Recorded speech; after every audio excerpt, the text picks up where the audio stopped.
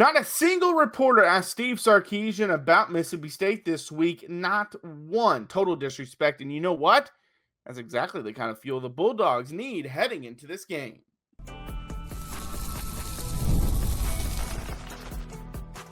You are Locked On Mississippi State, your daily podcast on the Mississippi State Bulldogs, part of the Locked On Podcast Network, your team every day.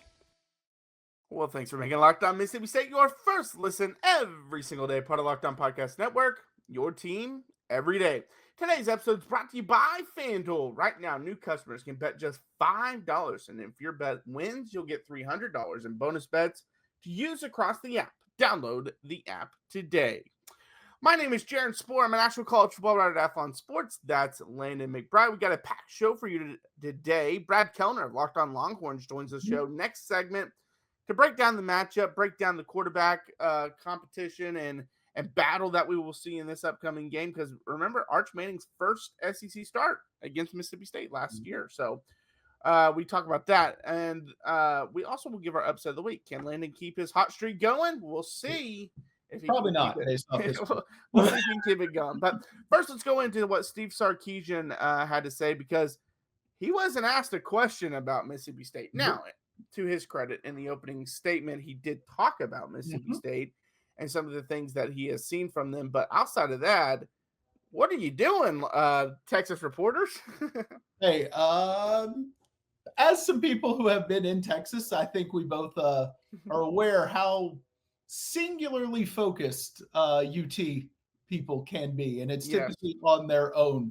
And Brad is not one of them. I will point that out, because he does a great job, and you'll hear in the next segment we have a great conversation about both teams. But your Jeff Ketchums, your people like that, very much single-minded, very much so.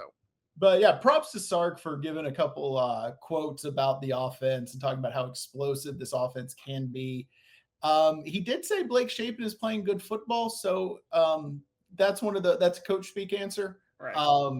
But no, he does give a lot of credit to the offense and the defense in his opening statement, despite not being asked a single question.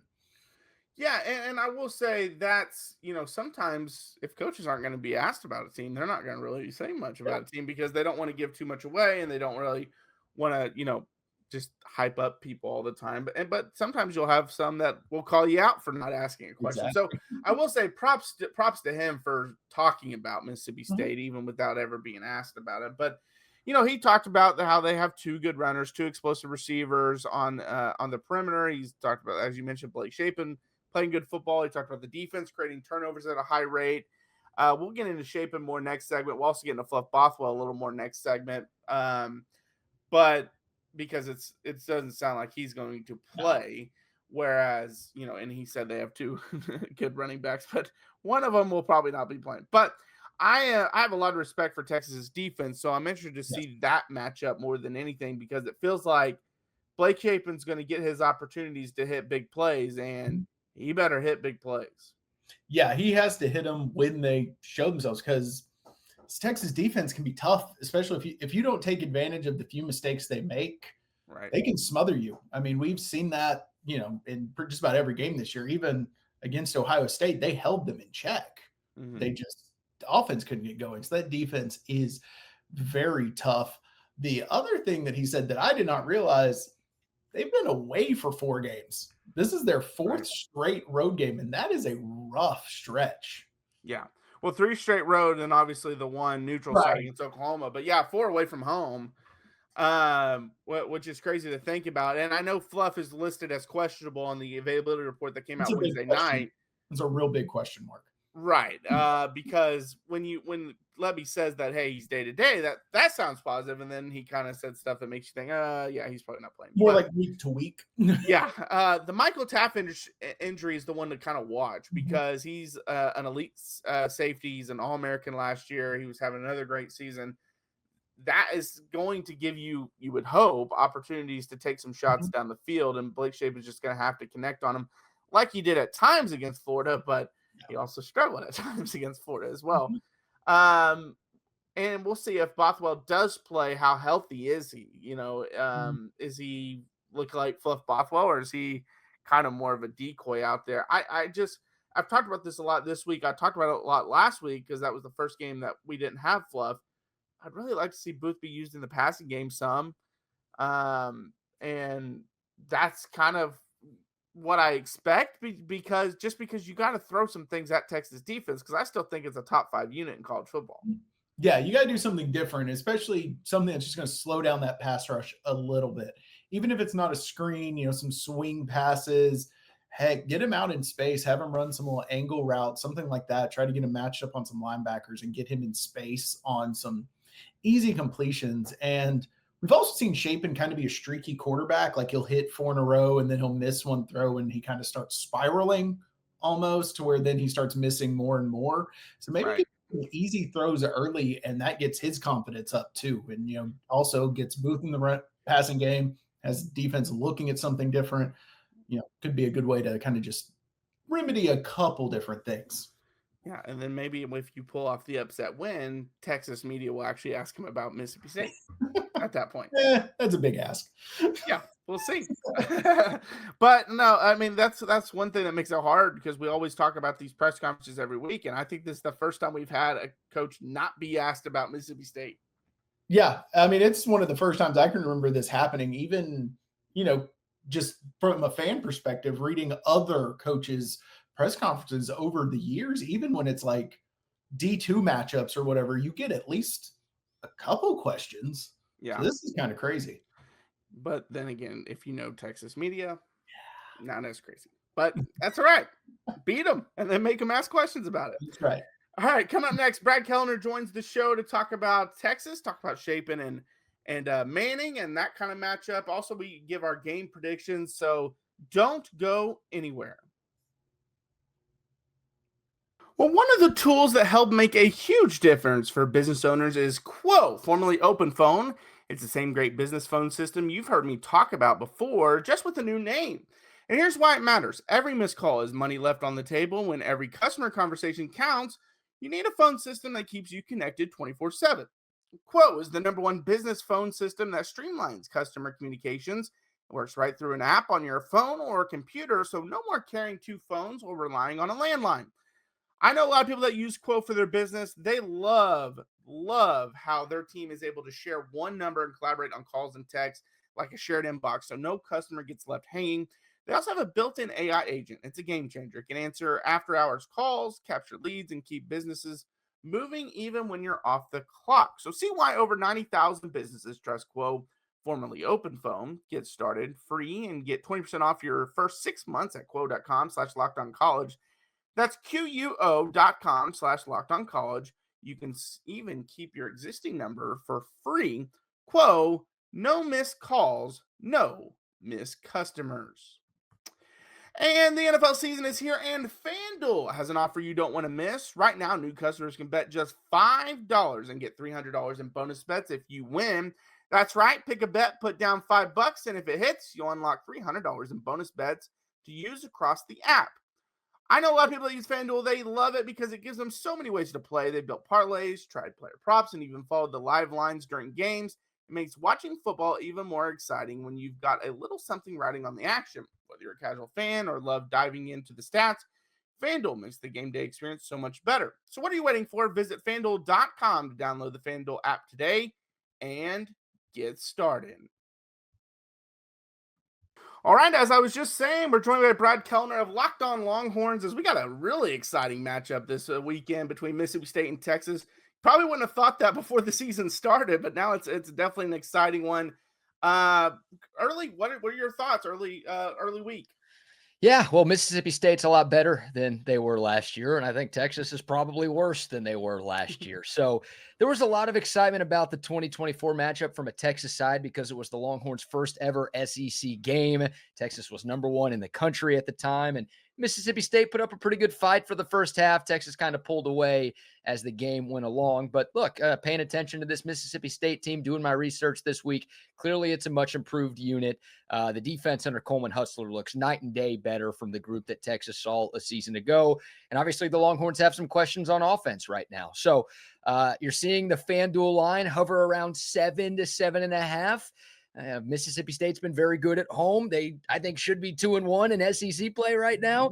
And Texas has been playing with its food a little bit as of late. So it may not be the most intriguing matchup on paper in the conference this weekend. But, Jaron, I think this has a chance to be a really good ball game Saturday afternoon.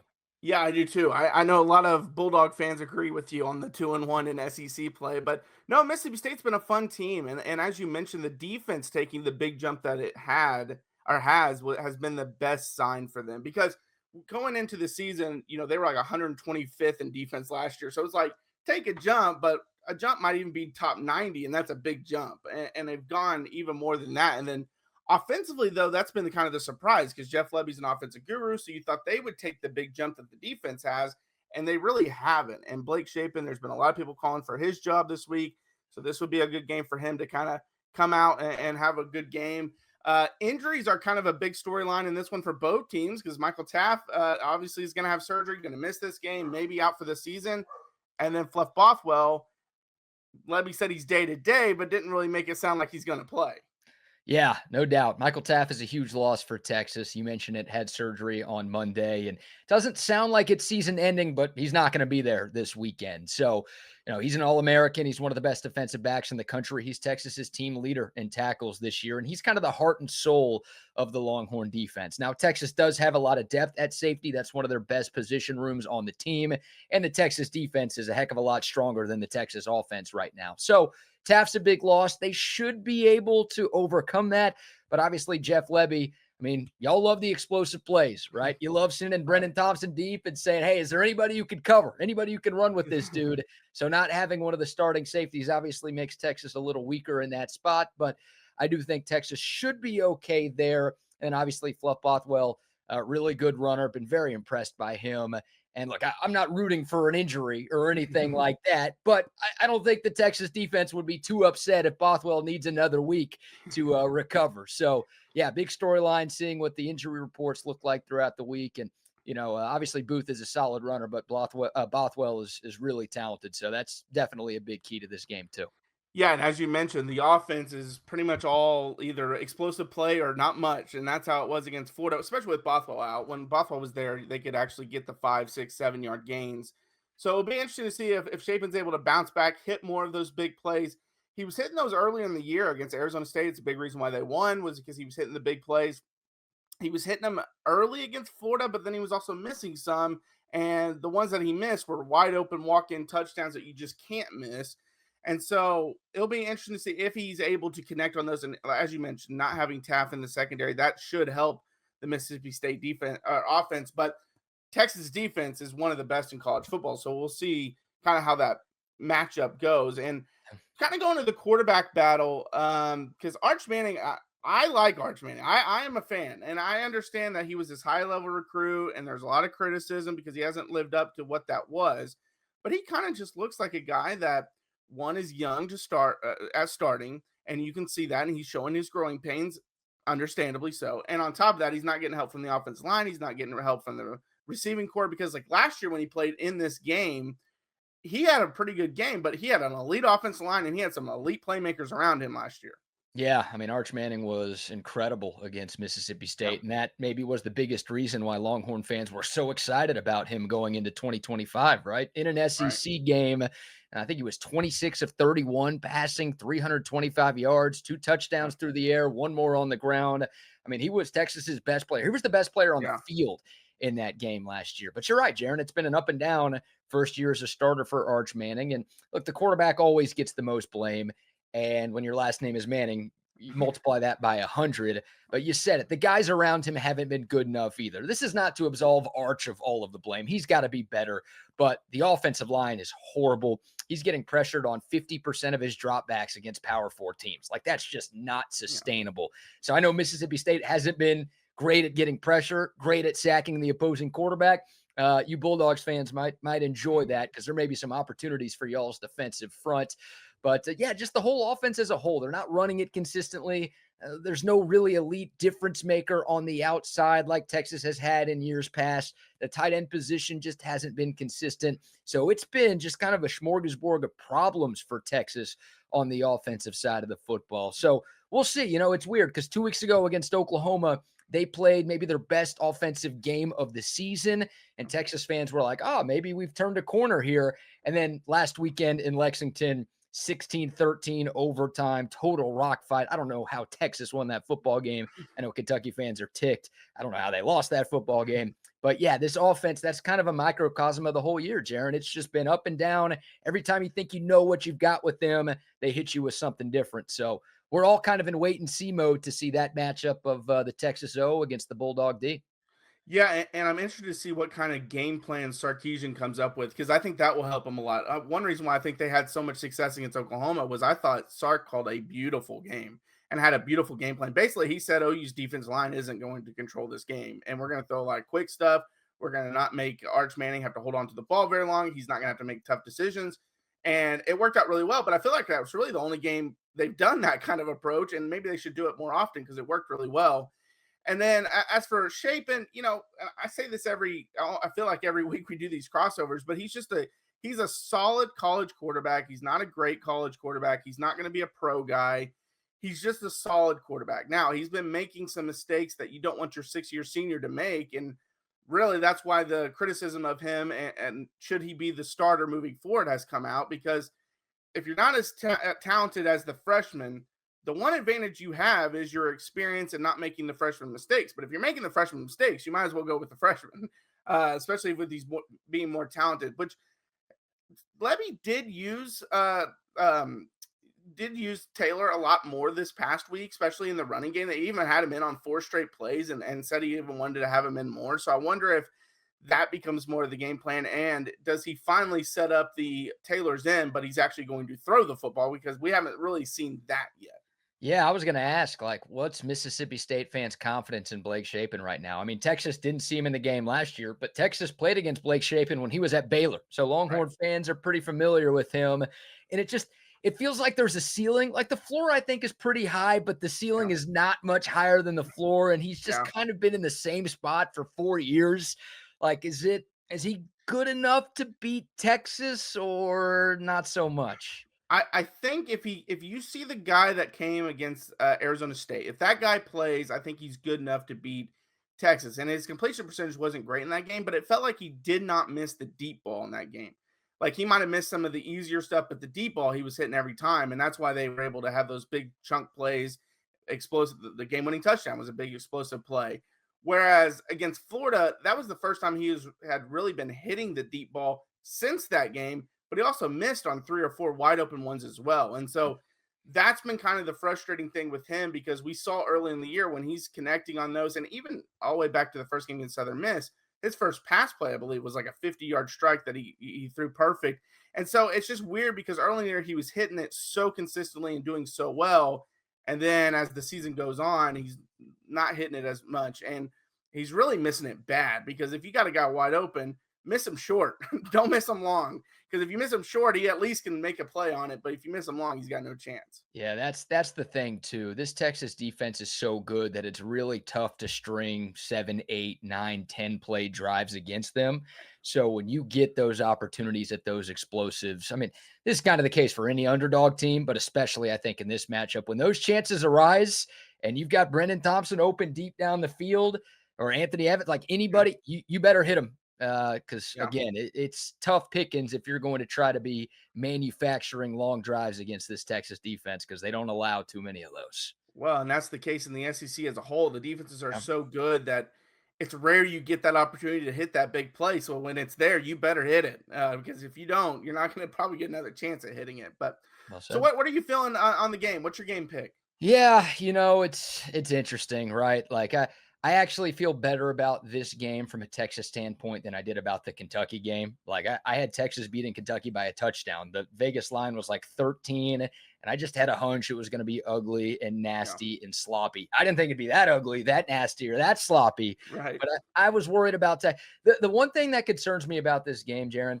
Texas has not played a game in Austin since September 20th. Wow. Like, it's been 3 road games and the Oklahoma game in the month of October. Right. So are they tired from all of the travel? Is that finally going to catch up to them? I'm picking Texas in this game. I'm picking Texas by 10. I'm at 27-17 right now. probably a foolish thought, but I think Sark's going to dial up something to get this offense going a little bit. And again, with the question marks with Mississippi State, not knowing if Bothwell's going to play, this Texas defense being really good, I think Texas can keep Mississippi State in the teens. So I'll go with a 10-point Longhorn victory here on a Thursday morning. What say you? I feel a little more confident than you on Texas, ironically, because I think Texas is going to win 31-13. And the reason why is because the way to get after Texas is to get after their offensive line. And that's Mississippi State's weakness on defense. They're not a very good defensive line team. They don't get a lot of TFLs. They don't get a lot of sacks. Now, their secondary has played really well, and it's really good. Isaac Smith, Jaron Manning, Kelly Jones, all these guys have played really good in the secondary. But the defensive line, you can push them around and get some run game going. And we see when Texas is able to do that, it opens up so much more for them, as it does a lot of teams. And then defensively, unless Shapen's hitting the deep ball, which I just don't have confidence in right now, they're not going to be able to do much against Texas's defense, I don't think, because I just have that much respect for Texas's defense. I think the Florida game was kind of a fluke. I think it was one of those things that, hey, sometimes it happens. They get you off balance early and you just can't ever recover. The Wilson kid was like Megatron out there with some of the plays he was making. Like, some of that stuff just happens. It's just fluky. And, you know, coming into the year, I wasn't as high on Texas as a lot of people were that had them number one, because my biggest issue was a lot of people that weren't high on Ohio State was because, oh, look at all they lost. And it's like, well, Texas lost the same amount basically, but you're really high on them. So I didn't like the contradictoriness, but I will say I still thought they were going to be a playoff team. I still thought they're an SEC championship type team. And I still think that team has to show up at some point this year. Yeah, you know, on defense and special teams, I think that team has been there. Yeah. But offensively, I mean, Texas, you know, the Longhorns have played 4 games against Power 4 teams this year, and they're averaging 17 points per game. Like, that's just, it almost doesn't matter how good your defense is. That is not a sustainable way to go about competing in the best conference in college football. So I will say this, man, I think a high school defensive line could give this Texas O-line problems right now. So as long as y'all's group is better than that, like that's every Texas fan's fear. You're right. The sack numbers, the TFL numbers, the pressure analytics, not great for Mississippi State. But I'm telling you, man, if this Texas offensive line plays the way that it has played more often than not, Texas got pushed around by UTEP, Jaron. Right. So Mississippi State's got better athletes than that. So if this Texas offensive line doesn't figure something out, this could be a matchup that may be a little closer than you're thinking right now. Yeah, and the one year that Lebby had a full healthy offense at Oklahoma, they did have success against Texas. So maybe his offense can give them some fits. I just think their defense is so good. I just don't see Mississippi State scoring a whole lot of points. Hopefully I'm wrong. And hopefully, Mississippi State fans' sake, I'm wrong. Hopefully you're not, but I'm a little biased. Can you tell by the hat I'm wearing? I get it. Well, thank you so much for joining us. Yeah, this was fun, Jaron. Appreciate you, man. Yeah, no problem. Well, Mazda crafts cars for those who do more than simply move. Mazda delivers confidence with every ride with more IIHS Top Safety Pick awards than anyone else. That's as of August 2025. From footwork to breathwork, athletes sweat all the details. Mazda brings the same intention to how we craft every model. You can feel Japanese craftsmanship in every detail, from the metallic accents to available Napa leather upholstery. So like our players, we sweat every detail, because when you make every move count, impossible becomes irrelevant. Mazda, move and be moved. All right, well, thanks for making Locked On Mississippi State your first listen every single day, part of Locked On Podcast Network, your team every day. All right, Landon, who's on upset alert? All right, so I'm turning on the guys that got me my win last week. I'm picking Houston over Arizona State. I think Houston's a really good team. Arizona State coming off a massive emotional upset win. I think that's a recipe for losing one, in my opinion. Yeah, you picked Arizona State correctly last week. Yeah. That got you on the board, and then you turned against them. Mississippi State hopes they do win, though, to kind of strengthen that schedule. There was a couple I was looking at. Ole Miss and Oklahoma. Oklahoma being a 5.5-point favorite was interesting to me, because I think Ole Miss is the better team. But I've heard it's supposed to like pour down rain that game. So that makes it a toss-up. I don't know who someone's going to win that game. I don't know who, though. So that's why I'm going to stay away from it because of that. Arkansas and Auburn. Arkansas is actually favored in that game. Another one I looked at was Washington's actually favored over Illinois. But ultimately, I went back to my roots, which is who's a good team that lost the game they shouldn't have lost, Everyone's down on them. That can now pull off an upset. That's why I'm going with Memphis over South Florida. That was the other one I looked at. I like that one. And South Florida's favored by 4.5. And for those that don't know, when South Florida beat Boise State week 1, I said that's your group of 5 representative in the playoff. I am very high on South Florida. And I still think they might go to the playoff. But I think Memphis overlooked them. Overlooked UAB. Looking ahead to this game, they got beat. And now everyone thinks they stink and they're out of it. And you watch. I think, and it's at home. It's an 11 a.m. kick Central Time. I think Memphis can pull it off. Yeah, I think Memphis is a good team that is just they flew under the radar, and then right as the spotlight got put on them, they had the slip up. So I think the perception of them is much lower than the caliber of team they really are. Yeah, I agree. All right, well, thanks for making Locked On Mississippi State your first listen today. For your second listen, check out Locked On SEC. Chris Gordy breaks down the best conference in college sports, from the rivalries to the championship and every game in between. Find Locked On SEC on YouTube or wherever you listen to podcasts. Part of the Locked On Podcast Network, your team every day. I'm Jaron. Check out my work over at Athlon Sports. That's Landon. Follow us, Locked On Mississippi State. We're on YouTube, Instagram, TikTok, and Twitter. We post daily videos Monday through Friday. So check that out. And until next time, Hail State. Hail State.